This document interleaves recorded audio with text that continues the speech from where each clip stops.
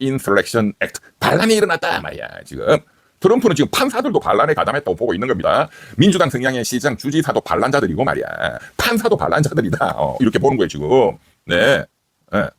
그래서 반란법을 적용하겠다. 이 법적인 검토도 끝났다. 지금 이렇게 보도가 나오고 있습니다. 근데 이 반란법이라는 것은 우리나라 계엄법하고는 좀 다릅니다. 계엄법보다는 상당히 약해요. 우리나라는 비상계엄이 터지면은 계엄법에 따라서 계엄사령관이 사실상 대통령이 되는 거거든요. 사실상 이제 국회는 문 닫아야 되고 입법, 사법도 계엄사령관의 통제하에 들어옵니다. 군사법원이 하는 거죠, 사실상. 국민들의 언론, 출판, 집회, 결사의 자유는 모든 게 금지가 되잖아요. 네. 그러니까 완전히 군정이 실시되는 거거든요. 군대가 정치를 하는. 이제 그게 이제 계엄법 무시무시한 건데 미국의 인surrection law는 그런 건 아니고 의회는 살아있고 또 법원도 살아있고 이 행정권에 있어서 경찰 병력이 아닌 군대가 전면에 연방 군대가 전면에 나서서 이 치안과 질서를 회복하고 반란자를 진압한다. 이제 이런 내용입니다. 미국의 반란법은 그렇지만 엄청나게 강력한 거지. 대통령이 직접 연방 군대를 투입하는 것이니까요. 주방위군이 아니고. 그런데 이 미국의 이 인surrection law도 이 법을 만든 그 당시 의회에서 대통령의 너무나 지나친 독재권을 방지하기 위해서 여기서도 어떤 주지사들, 그 군대, 연방 군대가 주둔하는 주지사의 어떤 요청, 이게 원칙적으로 또 있어야 된다. 어느 지역에 투입하는 거니까. 그래서 그것이 적용된 사례는 1992년 LA 그 폭동 사태, 흑인 폭동. 그때 우리나라 한인 상가들이 공격당하고 뭐 엄청난 사태였죠. 그때 폭동이 일어나니까 그 인surrection law, 반란법에 따라서 당시는 그 아버지 부시 대통령 때였죠.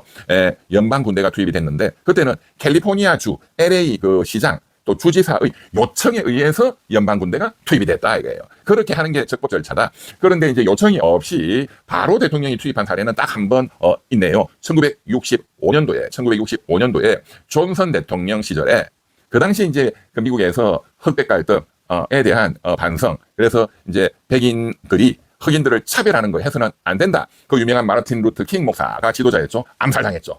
그래서 이러한 흑인 민권 운동이 정말 들불처럼 번지고 있을 때 백인 극우주의자들이 암살하고 폭동하고 이제 이런 게 소요 사태가 일어나니까 당시 미국 린던 존슨 대통령이 그 지역의 주지사의 요청 없이, 왜냐하면 그 당시 주지사들이 극우주의자들이 너무 많았기 때문에 요청도 안 하는 거지. 그러니까 그냥 대통령이 바로 연방 군대를 투입해가지고 그 유명한 KKK단 이런 거 있잖아요. 큐클래스 크락 하얀 거 뭐 덮어 쓰고 막 흑인들 테러하고 하는 나쁜 놈들, 이제 거기에 대해서 바로 연방 군대를 직접 투입했던 사례가 그때 딱 한 번 있었다. 그것은 어떻게 보면 흑인 인권 보호를 위해서 대통령이 제대로 연방 군대를 투입한 사례다. 이렇게 봐야 되겠죠. 92년 LA 폭동 때는 뭐 당연히 그거는 엄청난 폭동과 유혈 사태가 터졌기 때문에 뭐 요청이 있건 없건 그것도 즉시에 잘한 조치고. 그런데 지금은 트럼프가 그런 정치적 목적을 위해서 야당 민주당 성향의 대도시들만 찍어서 공격하고 있다. 이게 문제죠.